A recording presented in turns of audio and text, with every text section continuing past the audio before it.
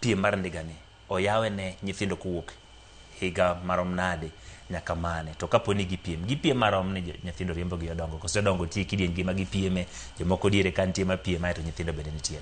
Koro kobiro kar ka piem to nitie waketo ga age groups. Kamano. Nitie masters ma gin joma osekadho 50 years plus.